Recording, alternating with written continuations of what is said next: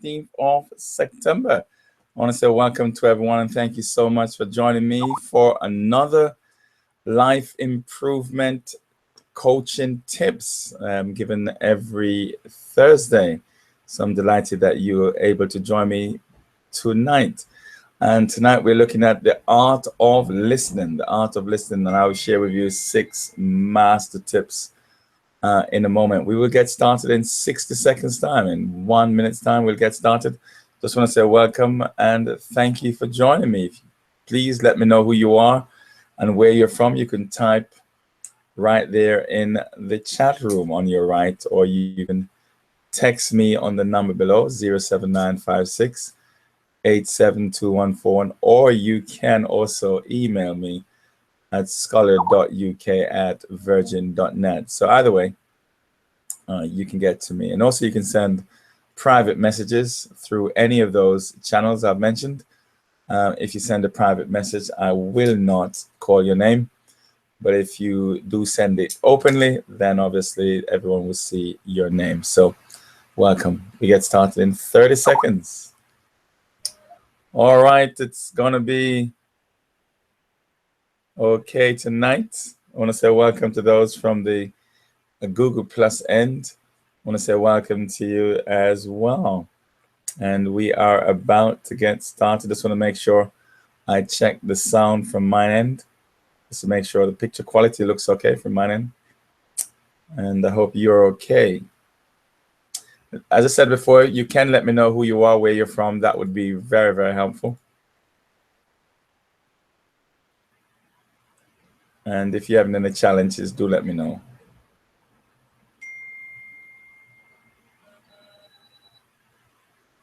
Okay, well, right, here we go. Right, let me begin then. And I want to again say welcome to everyone. Thank you so much for joining me. We finished this webinar at 10 p.m. It's just a 1-hour session just to share with you 6 key tips in how to master listening. My name is Errol Williams, and just for those of you who don't know who I am, and I have a slide here that will just explain who I am. Happily married with 6 children and 6 grandchildren, a senior pastor, regional overseer, and a trustee of the Church of God of Prophecy UK Trust. I have taught systematic theology for over 10 years, and I do teach Bible studies right here every Monday from 9 o'clock till 10:30, just an hour and a half. 35 years experience in working in the community initiatives of different kinds. It's been one of my greatest joy, in fact, those 35 years. Been in training, management training in this country and different parts of the world. 32 years, motivational speaker. Spent a lot of time on the internet, website developer, and also a professional photographer. I also do life skills training in terms of training in software development. Also regard myself as a personal coach. I have only written 4 books so far. Well, 5 really, just can't get the other one off the computer. I promised myself I'll do that this year, and I will try make every effort to complete it this year. I was a parliamentary candidate in 2010 for the Christian Party. I obviously didn't win a seat, so there you have it. I have lots of hobbies: play chess, backgammon, dominoes, and also sports. One of my favorite sports is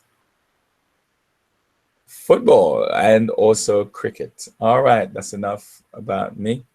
Right. Let me say also that any comments that is put in the chat room, I will always attend to immediately. And if you have any comments for me, do send them to me in the chat room or via the mobile number before or below, or also the email address. Okay, let's get going. Someone says it's echoing. Can I ask you, Clive, to do me a favor? I'm gonna just turn off my phone. Can I ask you to refresh your page?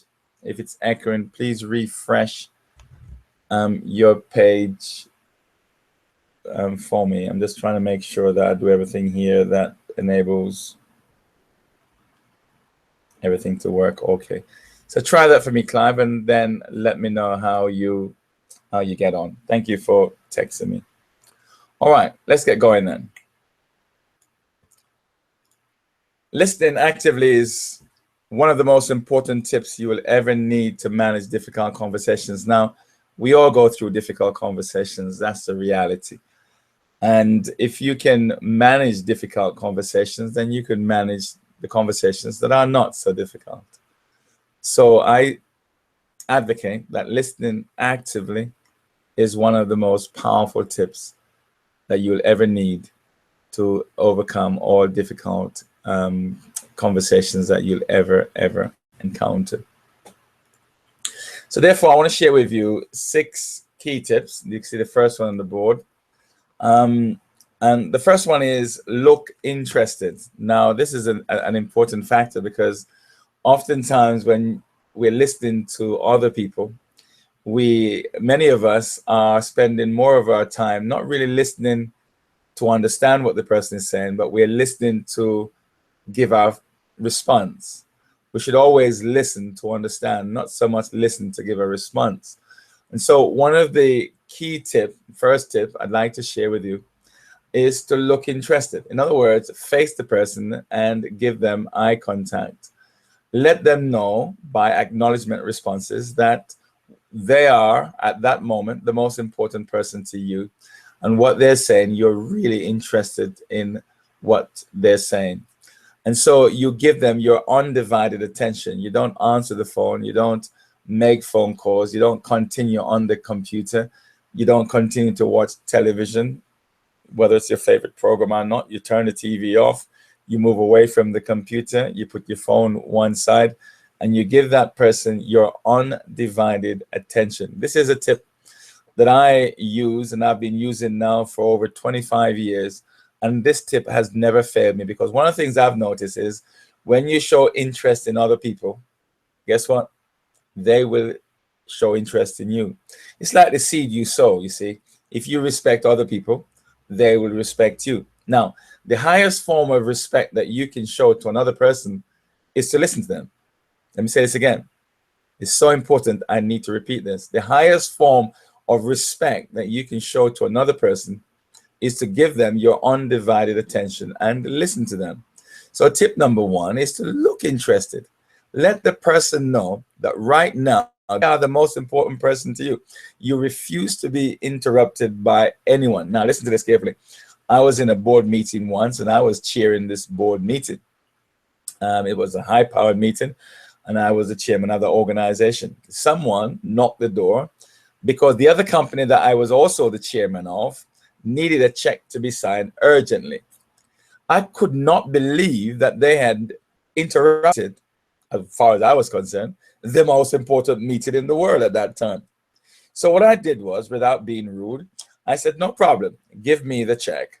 I took the check and I put it underneath the rest of my paper and said, I will deal with that later. The person standing there said, it is urgent. I said, I will deal with it later. Nothing can be so urgent to interrupt the most important meeting in the world. Now, I had other directors from Unisys, directors from London Borough of Brent, councillors, and so on. I'm not going to disrespect them, even though the check would have only taken 10 seconds to sign. I wanted to make a point, and I certainly did. Now, what the director said to me, it's okay, Errol, go ahead and sign it. I said, I will not sign that check. They were out of order in the first place to interrupt the most important meeting in the world for me to sign a check. And you know what? The reality of the matter was that the check didn't need to be signed straight away anyway. And even if it did, it didn't matter. Now, what am I saying by saying that? Is give people your undivided attention. Look interested. Give them acknowledgement response by saying things like, oh, I see. Really? You never. Say that again. And you gotta do so with enthusiasm. Let the person know that what they're saying is the most important thing in the world. Give them your undivided attention. Remember what I said before. If you show interest in other people and what they're saying, when you're ready to speak, they will show great interest in what you're saying. That's tip number 1. All right. Remember, as I said before, if you have any comments or any thoughts, please put them in the chat room. If I do see any comments, then I will respond immediately to any points that I see. Okay, tip number 2. This is a beautiful one. Tip number 2 is to inquire with questions. In Stephen Covey's book, I learned something. I think it's, what is it called? Habits of Highly Successful People. And in tip number 4, it says, seek first to understand other people before you try to get them to understand you. Seek first to understand other people. Tip number 2 is so powerful, is to ask questions. Become a master of asking questions. Open questions, closed questions, probing questions, any kind of questions that you feel are necessary to give you enough information. Now, I want you to operate like a judge in a courtroom. What does the judge do? The judge allows the prosecution to come, and they call all their witnesses and so on and so forth, and they ask questions. All they're doing all day long is asking questions. Now, when the prosecution is finished their case, they now call in the defense. And what do the defense do? Same thing. They bring their witnesses, and questions are asked over and over. Now, if that case lasts, let's say, a week, you would bet your bottom dollar that 4 days out of those 5 were question asking. They were asking questions over and over. And then they send the jury out. Jury goes out, consider the evidence that was presented to them, and come back with a verdict, either guilty or not guilty, and the judge will make a decision based upon their findings. What I'm suggesting here is operate like a judge in a court case. Make sure you ask sufficient questions. How many questions should you ask? As much as you feel is necessary. You ask enough questions until you feel you have got to the root of the matter. Now, never ever answer a matter before you fully understand it. This is the King Solomon wise statement.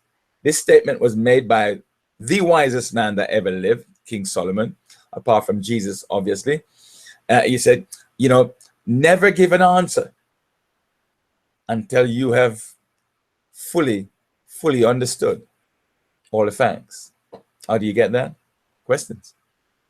I was listening to a video today, advised by Creflo Dollar, in terms of single men and single women wanting to get married.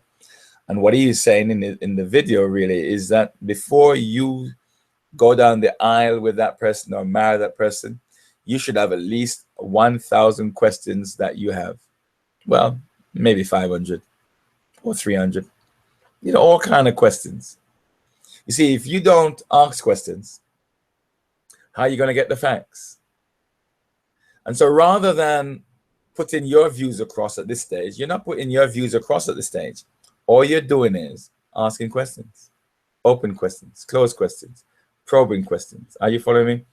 And the idea here is, it's not to put your view across. It's not to make your statement. All you want to do is get information. You get information by asking questions. Remember this, the quality of your questions will determine the quality of your learning. Okay, let me say that again. The quality of your learning will be determined by the quality of the questions that you ask. Now, that is a very, very important point. So become a master of asking questions. Spend more time asking questions, and you will be amazed how much information you will be able to pick up. All right, tip number 3, and this is one of my favorite. Tip number 3 is to stay on target. Now, tip number 3 in listening is so important because there are a lot of people out there that would love to manipulate or sidetrack you away from the subject matter that you're actually dealing with. And so don't allow yourself to be manipulated. Don't allow yourself to be sidetracked. As I said before, there are great manipulators out there that know exactly how to manipulate.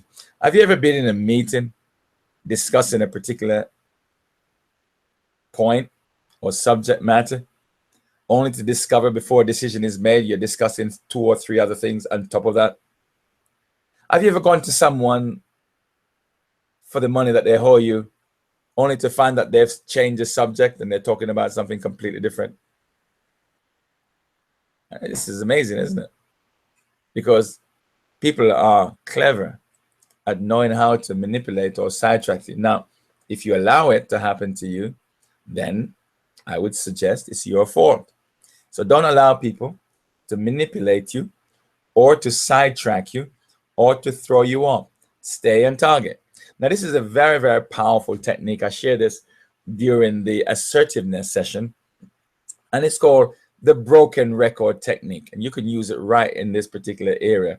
The broken record technique. Let's say someone came to you, for example, and they want you to do something for them, but you're not able to do it. So you say to them, sorry, I can't do it. And they come back to you and say, well, it's very, very important. I need it to be done. It's got to be done by tomorrow. And you just repeat what you've said, maybe in a different way. I understand what you're saying. I hear what you're saying very clearly, that you need it by tomorrow, but I'm unavailable. But I need it by tomorrow. It's very, very important. It's vitally important that you help me to get it done. I understand what you're saying, and I understand how important it is for you to get done, but I'm not available. It's called a broken record technique. Don't allow people to manipulate you, sidetrack you, to make you feel guilty, to make you feel depressed, to make you feel sorry, etc., etc. Listen to this carefully. Stay on target. Don't let people manipulate you. If they do, it's your fault. If they do, you're the one who allowed it.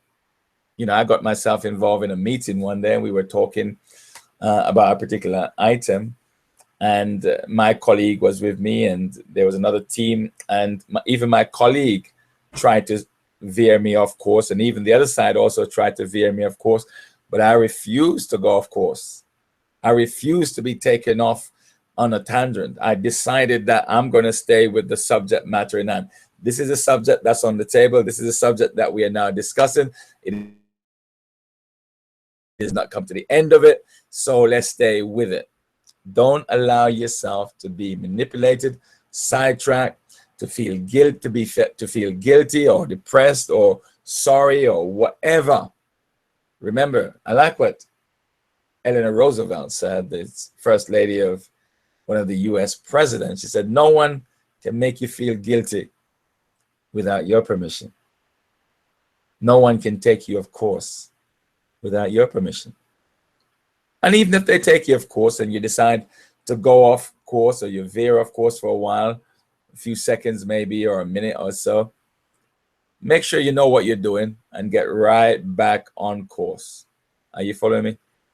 And it's amazing how many times I go to meetings, and even oftentimes it happens a lot, maybe not a lot of the meetings I go to now, certainly not the ones I chair, where you start a subject matter, and before you decide on it, you're talking about another thing and another thing. And people love to bring things in. Even when I'm chairing a meeting, they bring things in.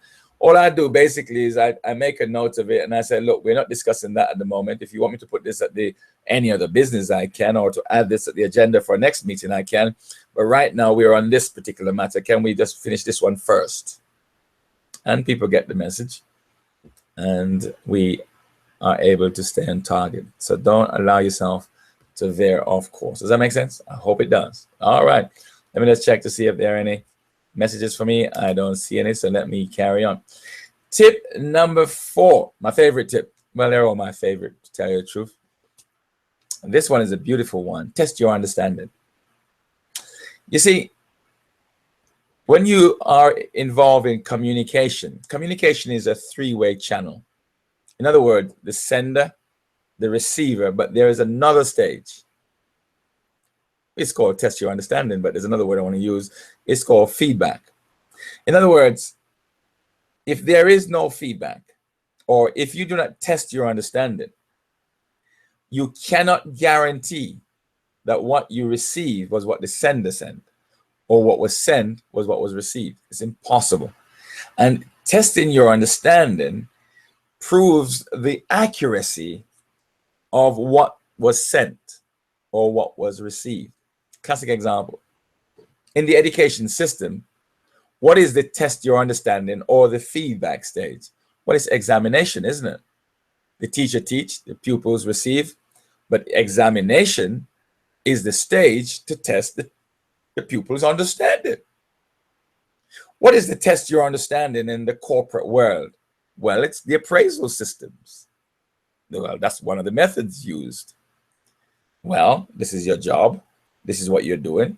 Let's now sit down and see if those two things match. And so we're going to go through an appraisal. Some companies go through it once a year. Some go through it twice a year. Some companies never go through it. So when you're listening to someone, always test your understanding. In other words, repeat what they have said in your own words, obviously, to see whether or not you understood what they said. Now, obviously, when you repeat it back in your own words and it's not accurate, they will then correct you. But you know what I find amazing? I'm in a conversation with somebody, maybe a heated debate or conversation. They then, I then test the understanding. I said, no. And then I said to them, no, that's not what I'm saying. And then they turn to me and says, well, that is what you're saying. I said, no, that's not what I mean. What an insult to me to tell me that's what I mean when I'm telling them that's not what I mean. Do you understand what I mean? I mean, it's just amazing. I have to laugh when that happens. So you want to test your understanding. And you might say something like, so what you're saying is, or if I understand you correctly, what you mean is, and you repeat what you understand in your own words. And if it is correct, they will affirm that.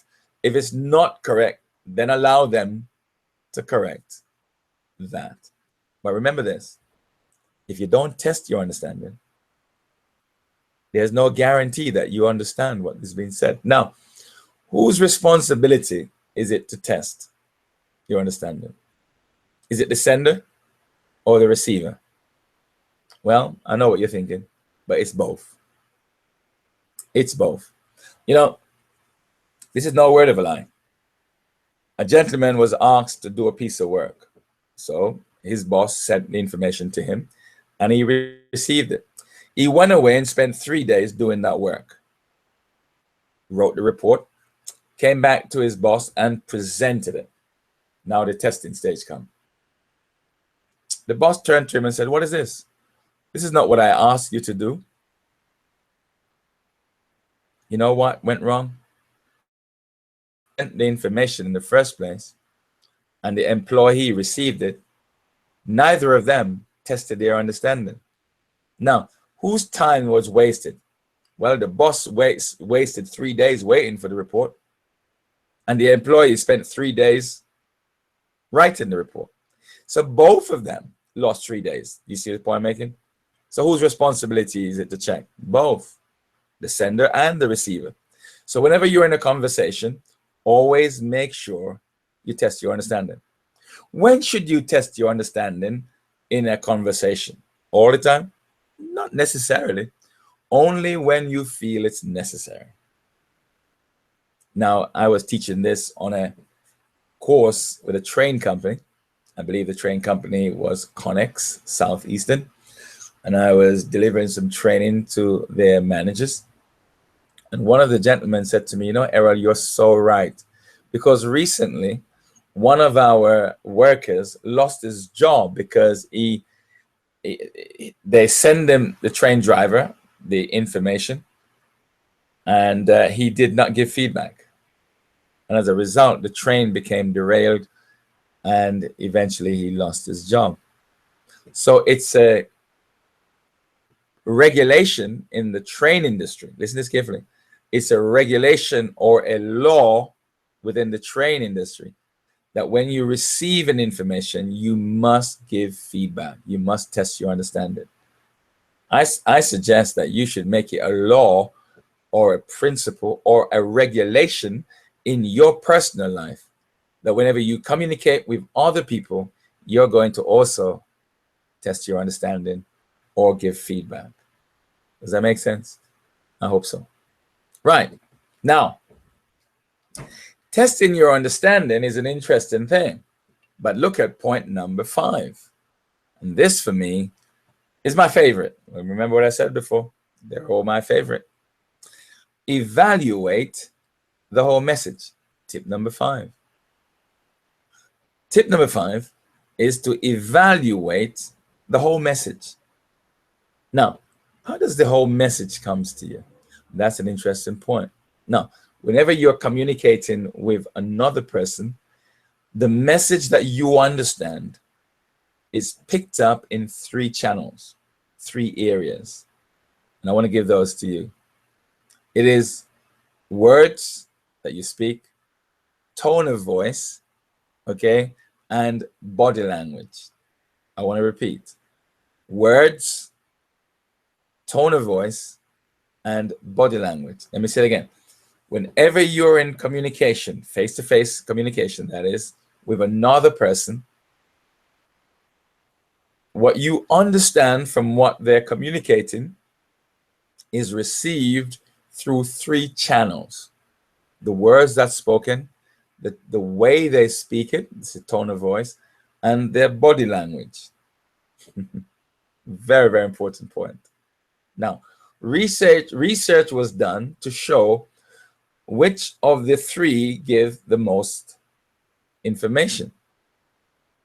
And you can see on your screen that the body language gave 55% of the information received.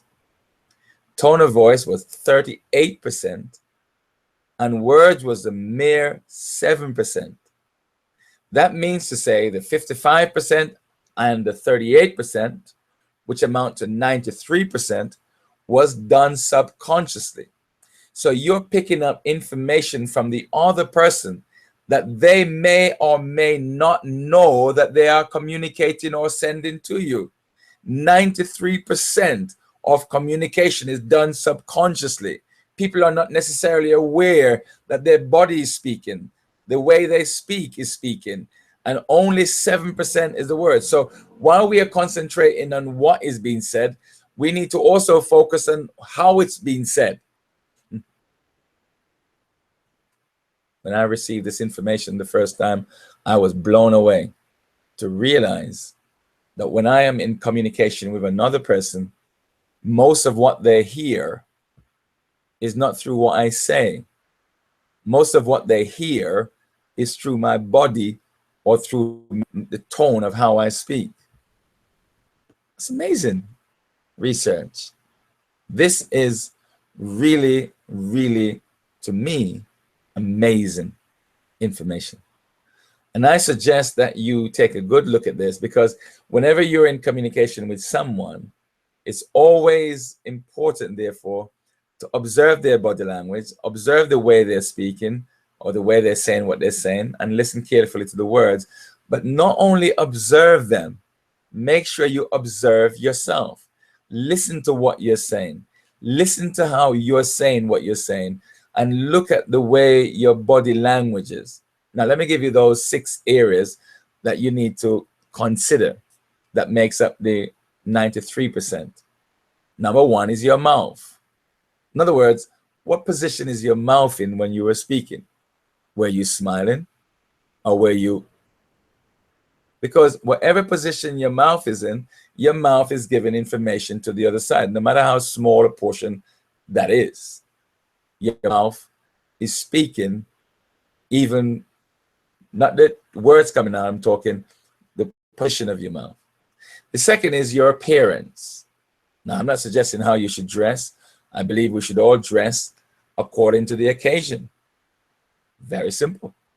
But always remember, you never get a second chance to make a first impression. And people always judge you based upon your appearance. It's a fact. Okay? Your appearance. People always assess you based upon your appearance, the way you look, the way you dress, as an example. All right? So I strongly recommend that whenever you're communicating, always take due consideration of your appearance.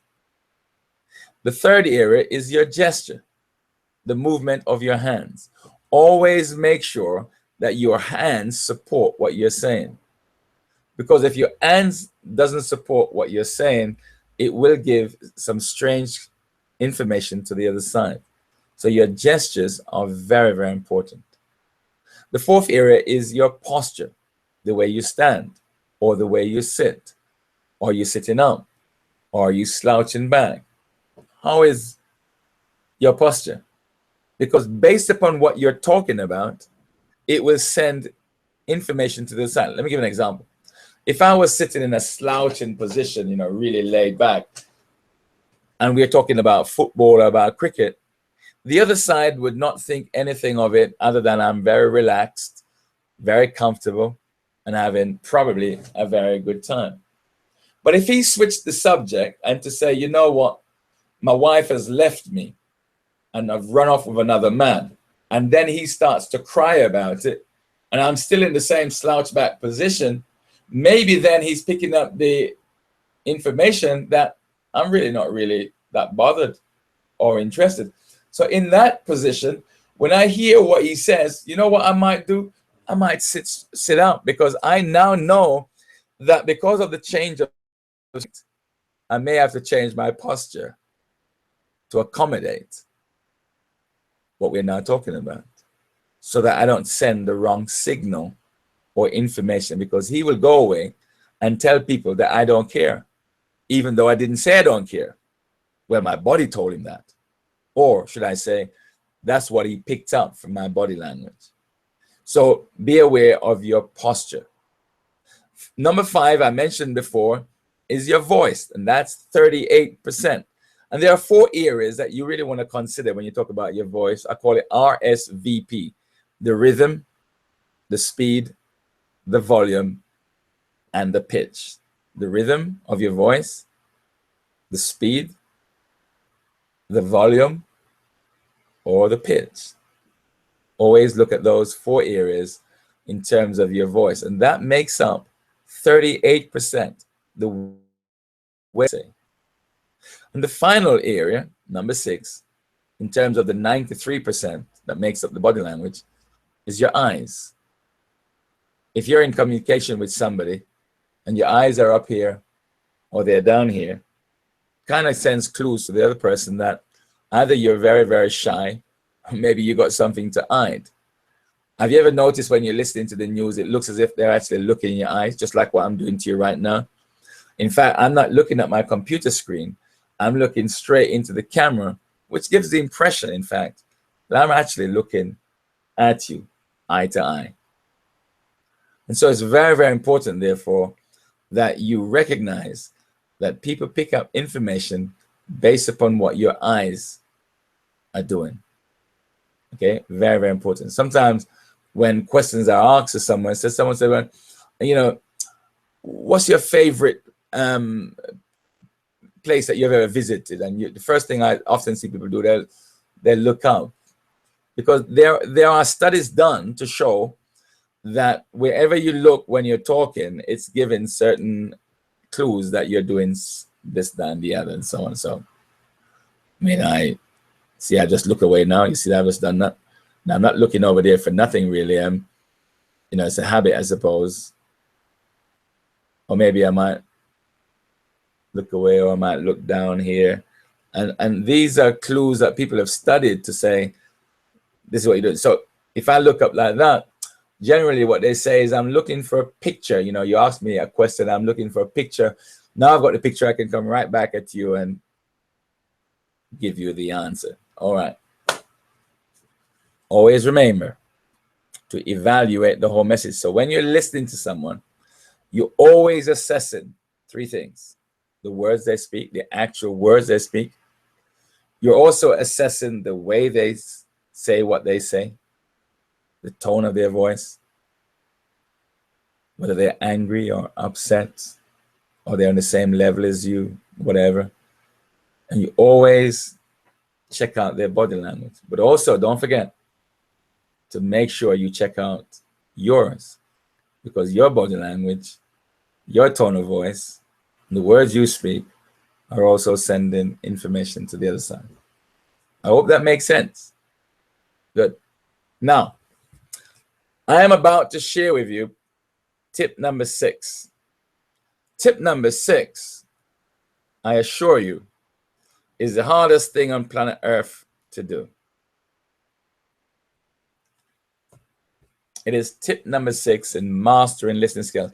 And as you can see, you can see I'm forming the word listen, L-I-S-T-E-N. Now, this is not something that I made up myself. I mean, the information in between, the examples are all my examples and things I've said over the years to different companies and different parts of the country and so on. But the LISTEN, the look, interested, inquire with questions, stay in target, test your understanding, evaluate the message, and then the next one start with N, was devised or designed by a company called Melrose. Melrose was a training organization that produced training resources like training videos.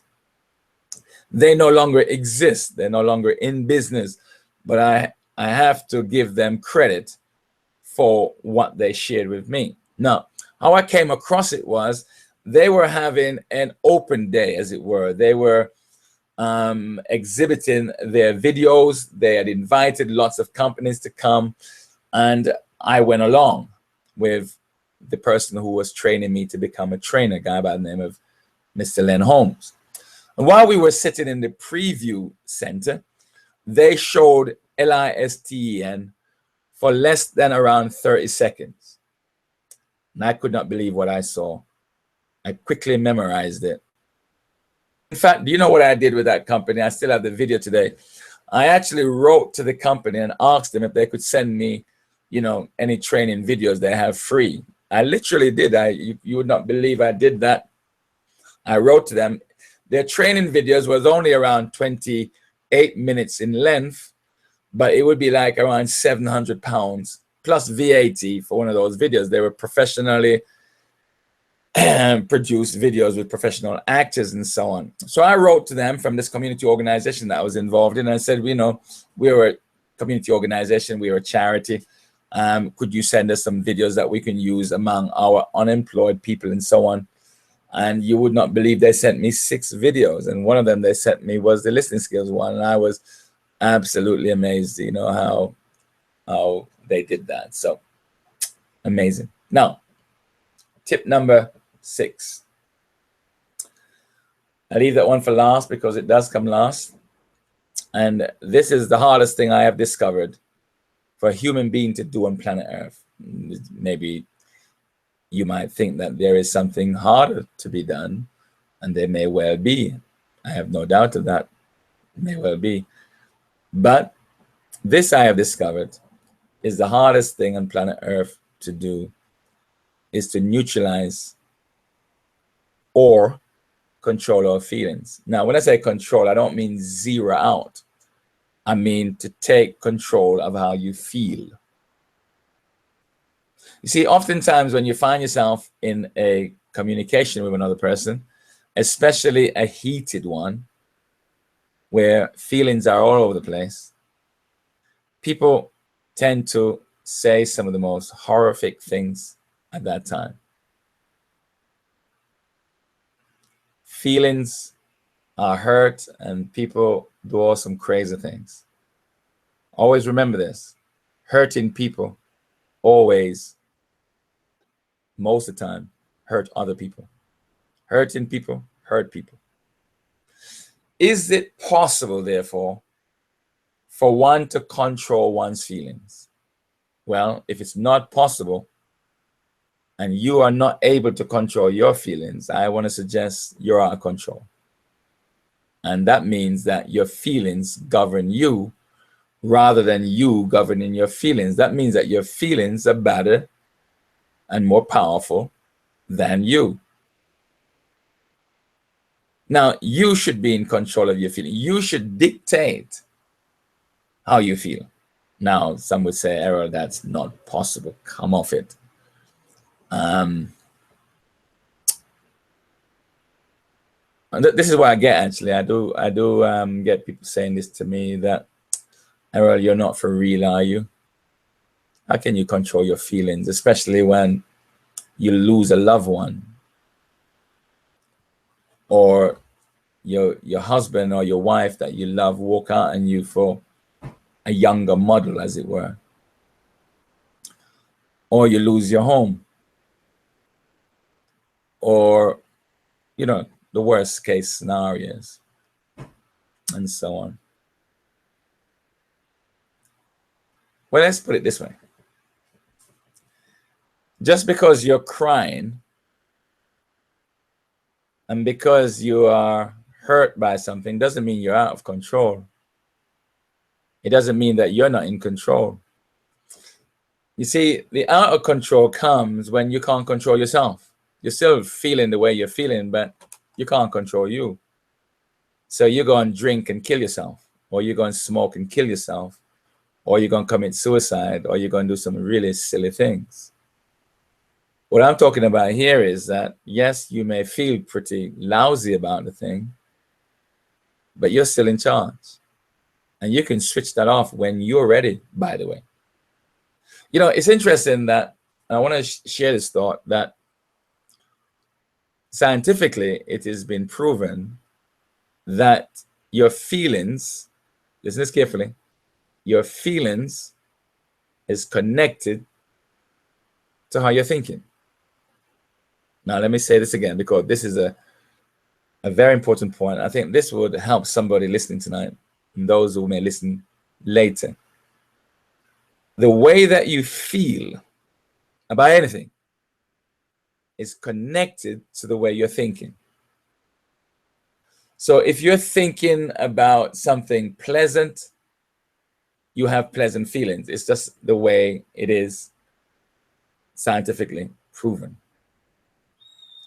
If you're thinking about something that's very sad, even though it happened 10, 15, 20, 30 years ago, the chances are the feelings that you had then might come right back today. So what I advocate to people is try to decide or try to control the way you're thinking. The wise man Solomon puts it this way. He said, as a person thinks, so they become. As a man thinketh in his heart, so is he. Did you not know that you are where you are in life today because of the predominant thoughts that occupied your mind over the last 10 years? Let me say this again. Did you not know, or do you not know, that where you are in life today is because of the predominant thoughts that have occupied your mind over the last 10 years? In other words, you are where you are in life today based upon the way you've been thinking over the last 5, 10 years. The seed you sow, you reap. If, for example, listen to this carefully. If, for example, I think to myself, I'm no good, I'm stupid, I'm an idiot, I'm a fool, I'll never make it, I'll never amount to anything, I'll never get married, I'll never be able to keep a man or woman, whatever. What do you think's going to happen? If I'm thinking these negative thoughts day in and day out, and not only am I thinking these thoughts, I'm speaking them out as well, what do you think I'm going to feel like? Well, let me tell you, because I know a lot of people like that. They're very passive. They're very reserved. They feel sorry for themselves. They never try anything. And when they do try anything and it didn't work, they quit. A businessman once said to me, he said, most successful businesses, before they became successful, they had failed at least 15 other business initiatives. Now that, to me, is phenomenal information, because that's saying to me, I quit too early. I did 3 initiatives and they did not work. I've got 12 more to go that's not going to work, probably. So don't quit. You might just have quit just one business too early. And so what I'm advocating here is that be careful of what you're thinking about. Now, I'm not suggesting that we shouldn't cry and we shouldn't weep and so on, but how long are you going to cry for? How long are you going to weep for? Forever? For all your life? Listen, that girl walked out of your life 15 years ago. Why are you still weeping and crying and mourning about it? Listen, there are, I don't know how many, but there are probably another 2 billion, 3 billion, 4 billion women out there that's probably available waiting for you. Anyway, that's just Era Williams for you. Now, let me just make sure I clarify what I'm saying. What I'm saying is this: your feelings are associated with the way you're thinking. It's your thoughts that generates the way you feel. If you constantly and consistently think on the negative, you will consistently and continually feel negative. There is a time and there's a place for that thinking, but it's not for the rest of your life. I'm suggesting change the way you're thinking. You might say, well, how do I do that? Well, very simple. Change your environment. Because your environment is very important. Now, what do I mean by environment? It means if you find that you are thinking this way normally around 7 o'clock, 8 o'clock or whatever, well, go out with friends. Get some friends, change the environment. Go out with some friends, go on holiday, do something exciting, find a hobby, take your mind off that thing, do something, play chess, play backgammon, go watch football or go watch tennis or go do something that takes your mind off that thing. And the more you take your mind off of that thing, is the more you generate different feelings. Now, how am I associating this with listening? What I'm saying is this, is that we need to be able to control how we are feeling while we are listening with other people, especially when they're saying things or doing things that we don't like. All right, let me give you an example. Let's say I've got 3 things to tell you. The third thing is very bad. I mean, very bad. I mean, it's extremely bad. But I can't tell it to you first. So I says, you know what? I'm going to tell you the first one, the easy one, first. Because the first one is just a very, very easy one. It's you know, I'm just going to test the water with the first one. I mean, the second one is bad, but number 3, ooh, that's a biggie. You see, I don't know how you'll respond with number 3. So I'm going to test you with number 1. Okay. So I'm now telling you number 1. And while I'm telling you number 1, you become irate, angry. You start to cry. You pick up the chair and you throw it across the room near me. You pick up a knife and stab it on the table as if you might have come after me. Now, let me ask you a question. Do you think that I will ever get to number 3, telling you number 3? You're kidding me? I'll never tell you number 3. Why? Because if this is how you're behaving at number 1, and number 1 was nothing to me, well, my thing, whatever, I tell you number 3, I'll be a dead man. And I love my life too much to die. So I'm never going to tell you number 3. Now, let me ask you a question. Could it be possible, therefore, that you're living with somebody that I've never told you number 3 because of the way you've been reacting? Could it also be possible that you haven't told your spouse or your friend number 3 because of the way they've been responding? That's a possibility, isn't it? And I could almost hear some of you saying, yeah, I'm in that position right now. What I've discovered is this: when you're able to control your feelings, people find it easier to communicate with you. My advice to you is this: behave in such a way to allow people to tell you number 2 and number 3 with ease. Learn to bite your tongue. Learn to love feedback. Some of us, we just don't like feedback that is not good. I mean, all feedback should be good, really. And what I mean by that is, even if it's constructive feedback, for example, you might have asked a friend to give you some feedback about how their friendship is to you. And when you tell them, they get upset. Then you're never going to tell them again. You might still continue to be their friend, but you're afraid to tell them. Why? Because it's like walking on eggshells, really. You never know how they're going to respond this moment from that moment.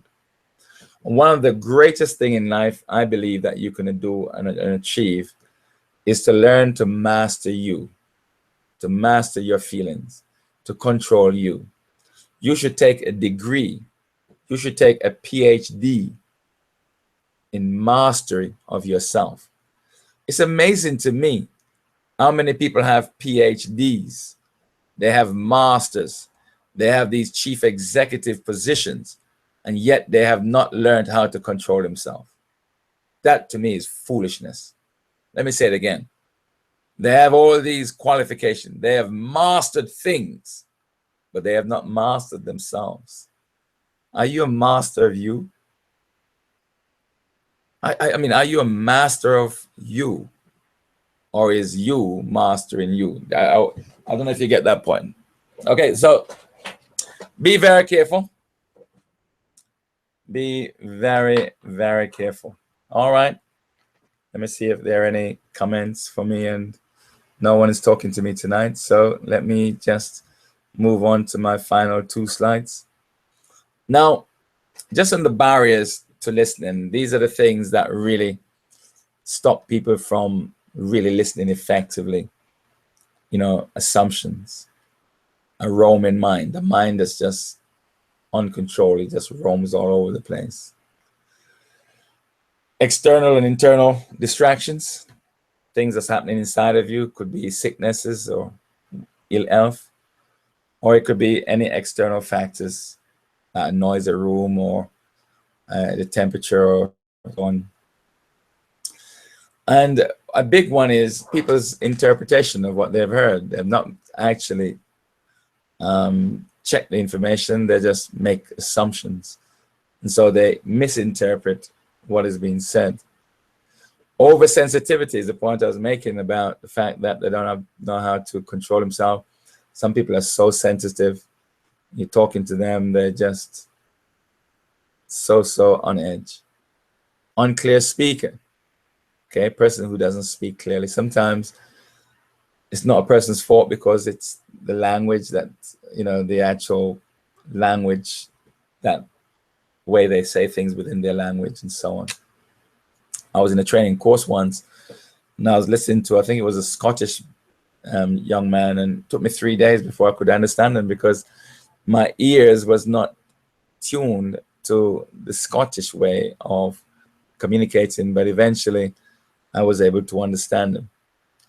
And then another very, very powerful barrier is what I call unforgiveness, when people don't forgive each other.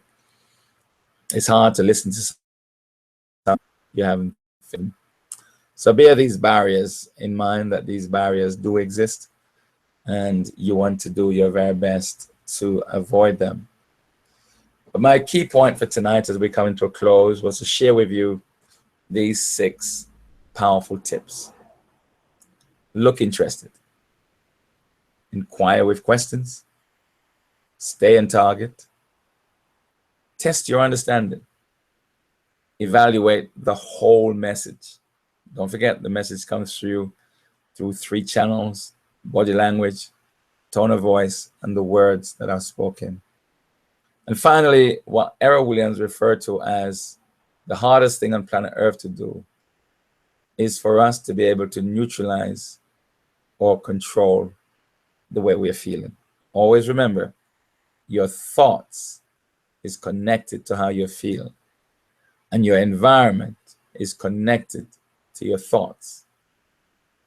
So be careful how you're thinking, because the way you're thinking leads to the way you're feeling, and the way you're feeling is what determines what you say, what you do, how you behave, and so on.